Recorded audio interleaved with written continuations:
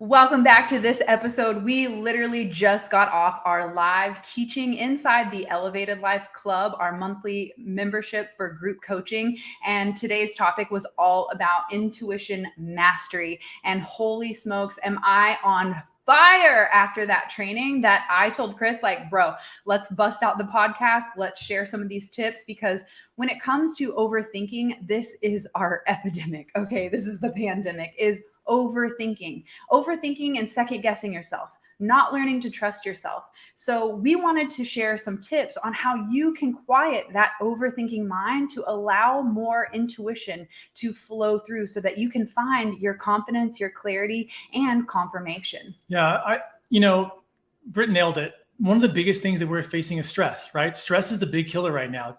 They call it the silent killer. It's kind of becoming like the new cancer. And it's really amazing when you think about the fact that so much of our stress comes from the way that we think.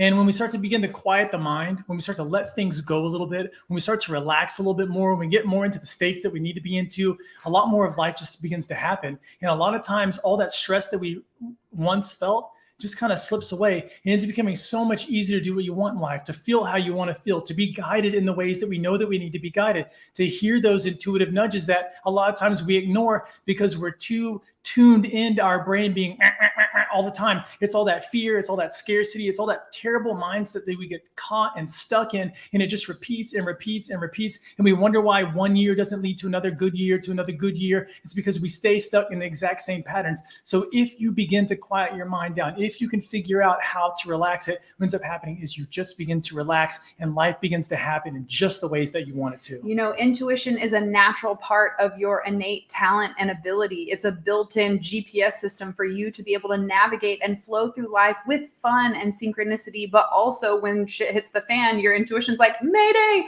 hello, it's time.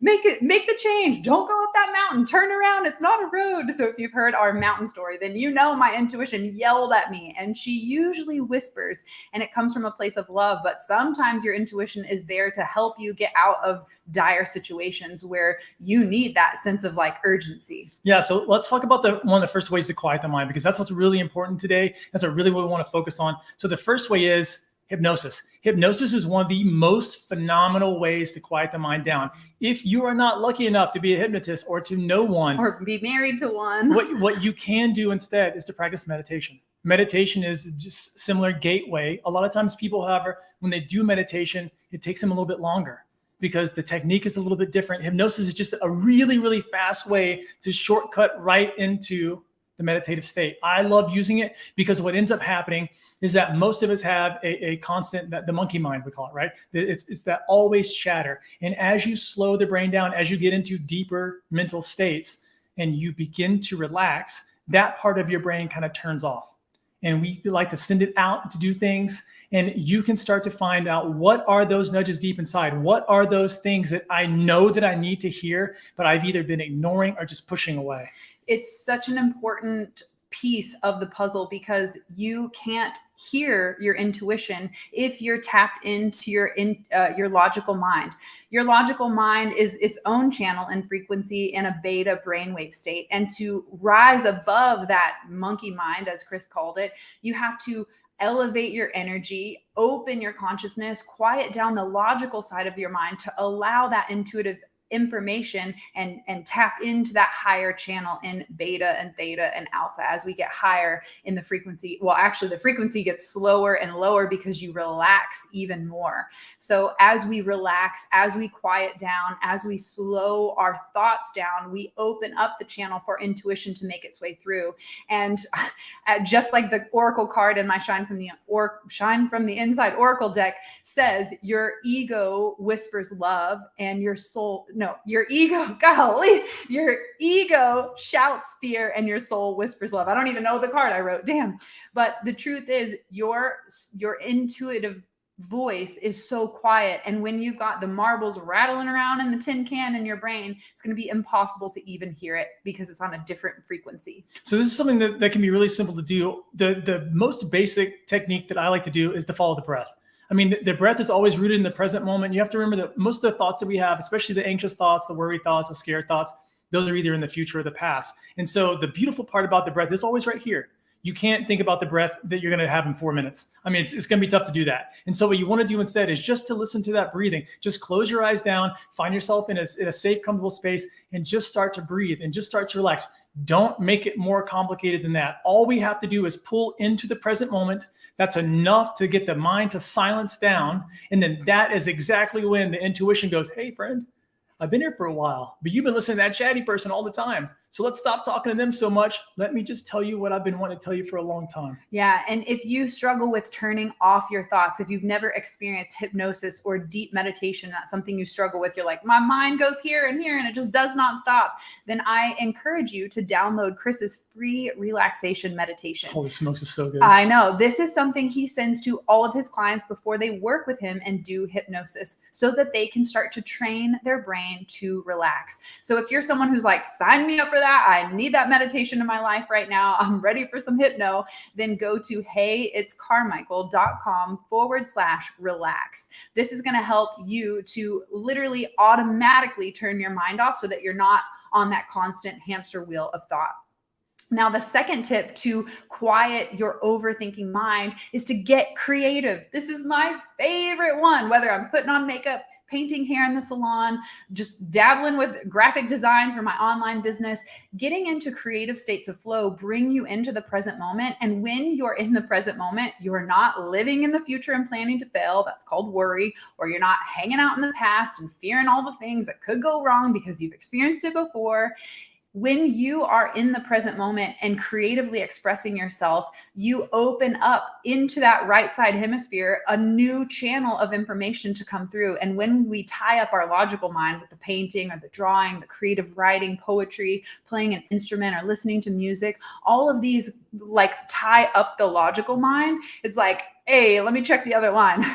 And that is when the intuition can come through because you're in the present moment. You're actually aware enough to even notice that there's a nudge trying to make its way through. So I like to think of all these as flow states. You know, when you're immersed in something, when you're totally just, you've deep dived into something and you're like, oh, you forget what time it is. Like that's really what you want to be looking for. You know, you're in the right state the second you go, how long has it been? What day is it now?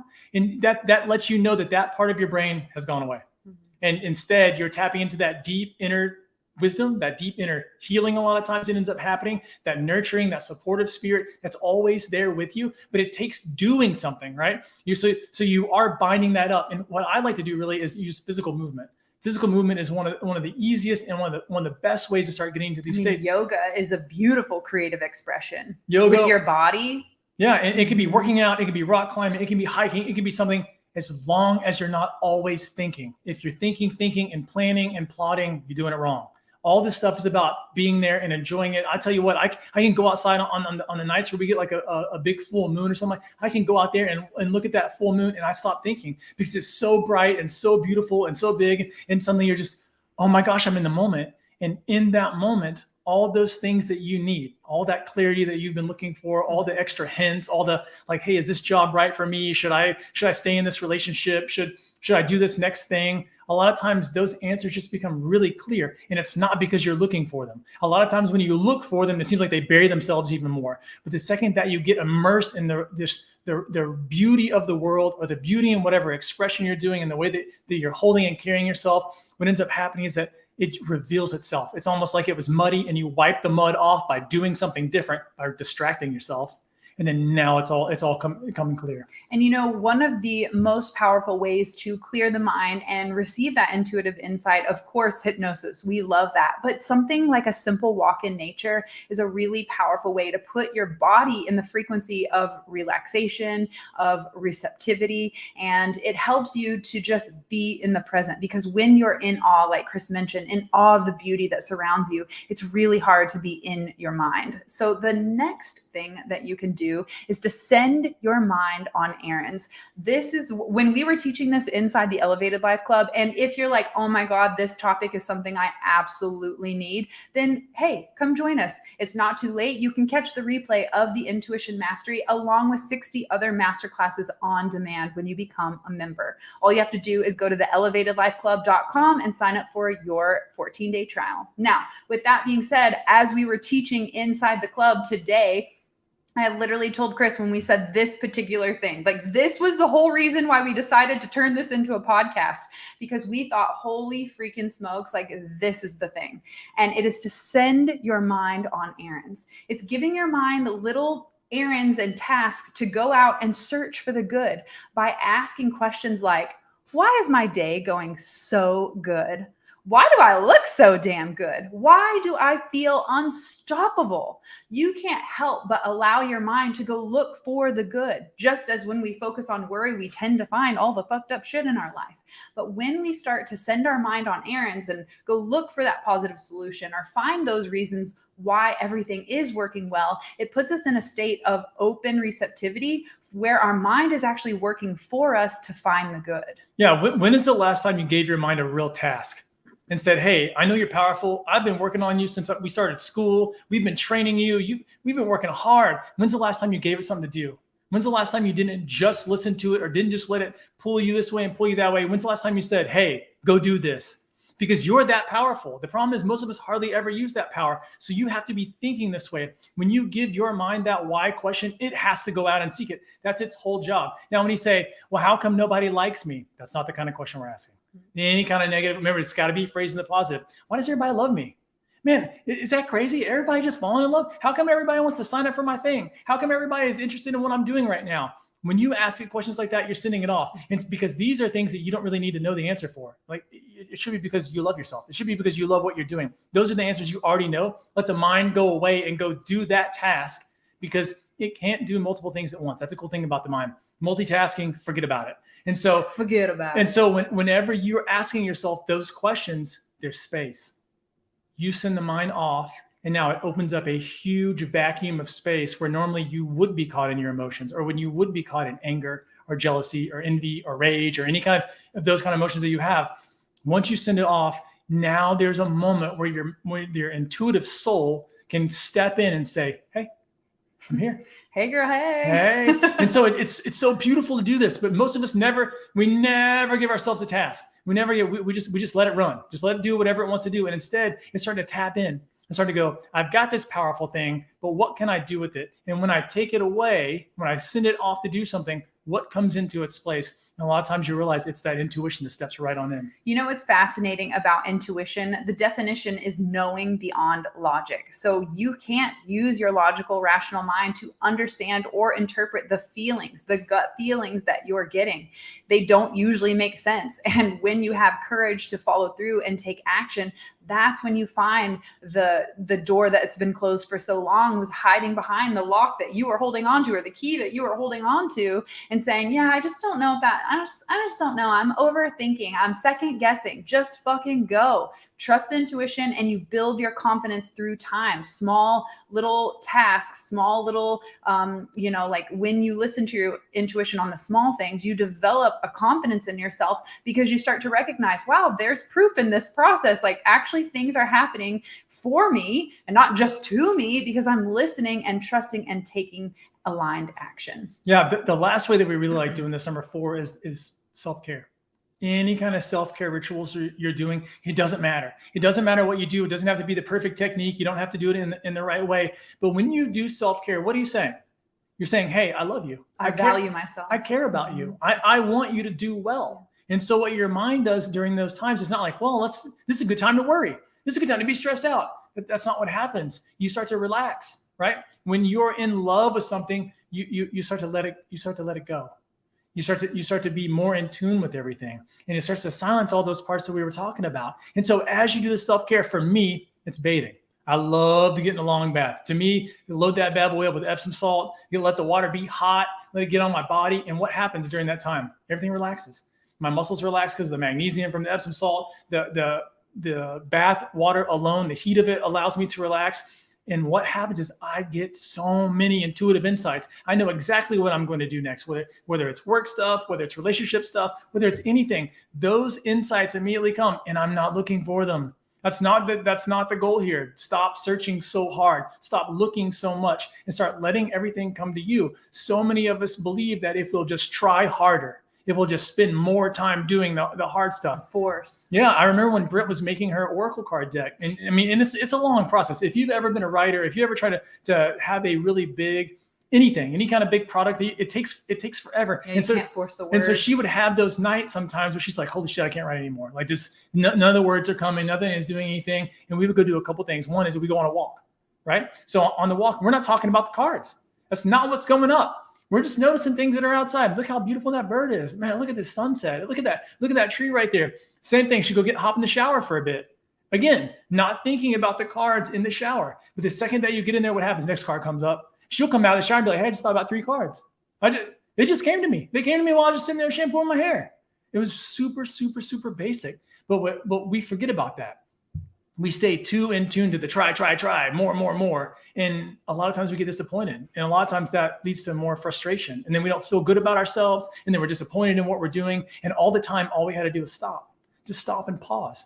Press pause on the mind. Obviously, if you're in a gangbusters deal and you're just rolling through it, hell yeah, keep going. But the second that it gets stagnant, the second that it gets stale, it's time to do a little something different. And that different thing is always going to be something simple and for yourself. I want to say that Lily Tomlin said some quote like, if you want to speed up, try slowing down. And I think that's such a great reminder that when we are looking for clarity, we certainly don't find it outside of ourselves. It's found within. And when we try to force or rush the process, or, you hold your mind hostage, like, I need the answer right now. Like if you've ever been telling a story and then you forgot mid-sentence and you're like, I'm going to think of it so hard, I'm going to remember it. You push it so far away. So you have to kind of do the opposite. It's like trying to catch a butterfly. You let it come to you versus you chasing it. So I think it's important for you to understand that when you're developing your intuition, it is very important for you to slow down and create the space, create the environment for that information to find its way to you. Yeah. The big part here is the surrender part. When we're talking about intuition and we're talking about a more feminine quality, surrender is always going to be the answer. Same way it is for love. Surrender is the answer with love. What's really amazing, there's my favorite book is Think and Grow Rich by Napoleon Hill, which has a cool ass title. I mean, it says it right. It's very marketing. It's very savvy. I love the title. But if you listen to the story about when he originally made it, he couldn't think of a title.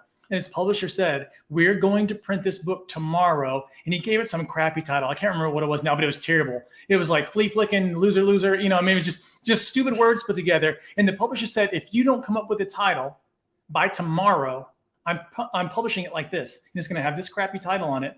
And so Napoleon apparently was upstairs and he was cursing at himself and cursing at his publisher. And all of a sudden he said, you know what? I'm just going to let it go.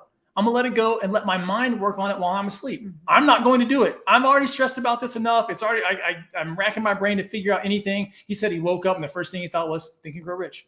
And so it's so important for us to remember that everything is not always pushing.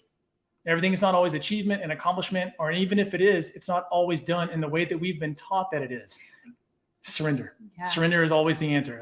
Let it go. I was just thinking of the time when we were naming the hair salon 17 years ago. I'm like, what are we going to name this hair salon? And we spent days, if not weeks, trying to come up with the perfect name. And they sucked. And I finally surrendered and I just said, oh my God. Oh my God. Oh my God. OMG hairstyles. That's it. There was no question asked. I never thought about it. 17 years later, I'm still rocking the OMG hairstyles. Although I did go through an identity crisis about 5 to 10 years ago and was like, I need to be called Beauty by Brit. But we let that go because, hey, that was the name and we're going to rock it, because it was very fortuitous as well, because every woman that sits in my chair stands up, looks at herself in the mirror and says, oh my God, wow, I can't believe I look this good. Going back to that question, when you send your mind on errands, why do I look so good? Why do I feel unstoppable? It's so important for you to just relax and trust the process instead of trying to force and control all the things. Yeah. So intuition is a massively powerful thing. And here we've talked about today, what's the first step to the intuitive process? And that's quieting the mind. You have got to get the mind to calm down a little bit. You've got to send it out. You've got to do things with it. You've got to distract yourself. You've got to start moving around, getting into those flow states, doing things that you love and enjoy. It's so important so that you can find that clarity that you have. There's so much out there that you can be guided by. There's so many wonderful opportunities waiting for you around the corner. But if you stay in the same patterns all the time, the same thinking patterns, the same patterns of actions, you will not get better results, because it's just going to give you more of the same. So if you're looking to break free, If you're like, man, I really wish I had a huge sign from the universe. I really wish I had just show me something big. This is the gateway. The gateway is to quiet that mind and to start tuning in, tuning out the brain, and start tuning in the heart and asking yourself, what really authentically aligns with me? How can I show up and serve? And how can I serve the world in just a much bigger and better way? Not more complicated, not more work, not harder, just better. So pay attention to where your thoughts are going and allow that energy to flow out of your mind and move down into your heart so that you can allow your soul's voice to speak more clearly. Trust that you have all the answers within you that you are seeking. Whether you're looking for a mentor or a course or a book or hell, the Elevated Life Club, there are tools to help you tap into your intuition and to develop it. But the most important thing is to know that you are the magic sauce, that you have the power, that it is all up to you. We can guide you inside the club. We can give you all these tips and tricks, which, we've only shared 4 ways to quiet the mind. And inside the Elevated Life Club live training that we did on intuition mastery, we shared 6 different ways to quiet the mind, 8 subtle signs that your body's giving you that you're ignoring intuition, and how to integrate that rational mind with the intuitive feelings so that you can make sense holistically of the feelings and thoughts that are coming up for you. Yeah, this is one of my favorite topics, because once you start tapping into intuition, once you realize how it can serve you, because we've designed a society where normally it's just the mind, right? We worship the brain so much and what it can do for us. And it can do a lot of great things. Logic is a wonderful deal. Let's not discount that at all. But it's that intuitive side that gives you the feelings that you want, because we've all known people who are super successful and use their brain to really brute force their way to success. But a lot of times you don't see those people happy. It's all kind of been for naught because they weren't led. It wasn't authentic for them. They just figured out a way and just kept that way for a long time, instead of going, what lights me up? Where am I going to be excited today? How am I going to be in a relationship that really just blows me away? A lot of times when you ask people like, hey, what are you looking for in a relationship? Like, oh, somebody beautiful. And we're just going out on these wonderful things. But that's not it. Well, where's it like, how do they make you feel? How do they support you when you're down? It's using those kind of intuitive nudges that will allow the guidance to open up and allow you to flow with life exactly the way you need to. So we'll leave you with this thought. Forgive yourself for the red flags that you've ignored. It's okay that you've experienced that lesson in the past, but the way to move forward and the way to break that cycle is to start taking action. When you're guided, when it doesn't make sense, do it anyway. Let us know how you enjoyed this episode of The Elevated Life. And if you want more tips and tricks on tapping into your intuition so that you can trust yourself with 100% confidence, then join us inside the Elevated Life Club by going to theelevatedlifeclub.com. That way you can start your 14-day trial and access over 60 on-demand masterclasses, yoga and meditation videos to help you elevate every area of your life. Thank you so much for tuning in. We hope you enjoyed this podcast, and we will catch you on the next one. Peace.